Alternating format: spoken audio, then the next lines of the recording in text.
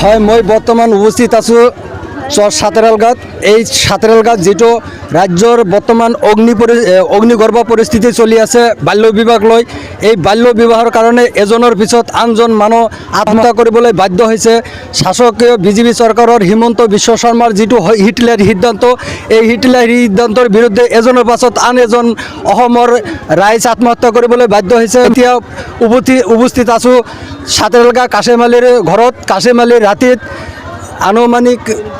আনুমানিক 3 বজাত আৰক্ষীৰ উমান পাই নিজে আত্মহত্যা কৰিছে আৰু ডিঙিত দাৰে ৰেপি আত্মহত্যা কৰিছে।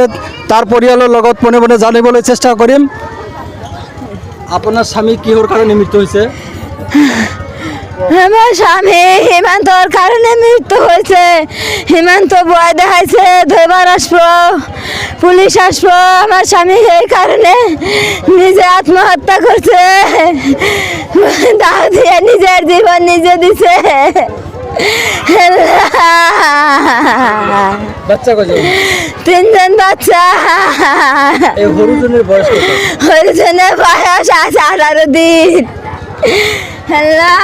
এক মৰ্মান্তিক আৰু হিয়া ঢাকুৰি কান্দিছে সেই কাশেমালিৰ স্ত্ৰী। তাৰ কোলাত এজন 8 দিনীয়া কেঁচুৱা এজন লৈ আমাৰ কেমেৰাৰ সন্মুখত কান্দি আছে আৰু ৰাইজ আছে। ৰাইজে কি ক'ব বাল্য বিবাহৰ সম্বন্ধে মই পোনে পোনে ইয়াৰ স্থানীয় ৰাইজ এখেতৰ পৰা জানিবলৈ চেষ্টা কৰিম।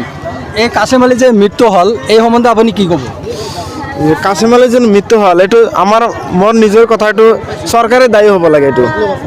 কাৰণ যিহেতু ইমান দিনত এইটো এনেকুৱা হোৱা নাছিল, সেইটো চৰকাৰে এই নতুনকৈ বাল্য বিবাহৰ আইন পাছ কৰিছে। আইন পাছ কৰাটো আমি মানি লৈছোঁ চৰকাৰৰ এই আইনখিনি, কিন্তু এই আইনখিনি 2023 পৰাহে বলবৎ কৰিব লাগিছিল।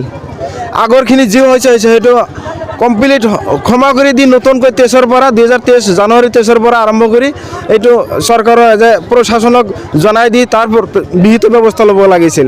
কিন্তু এইটো নকৰি চৰকাৰৰ 2016-17 বা 2006 পৰা আইনখন বনাই 7ত অগ্ৰাধিকাৰ দি সেই তাৰ পৰাই উঠাব মানুহক পুৰণা যিবিলাক মানুহক বাল্য বিবাহ কৰিছে আগত, সেইবিলাক মানুহক এনেকুৱা পুলিচৰ ভয় দেখে হাৰাশাস্তি কৰি আছে। সেই তাৰপিছতে আমাৰ গাঁৱলীয়া মানুহবিলাক, দুখীয়া মানুহ, অশিক্ষিত মানুহ, নাবুজ মানুহ এনেকৈ আত্মহত্যা কৰি আছে পুলিচৰ ভয়ত আৰু হিমন্ত বিশ্ব শৰ্মাৰ হিটলাৰী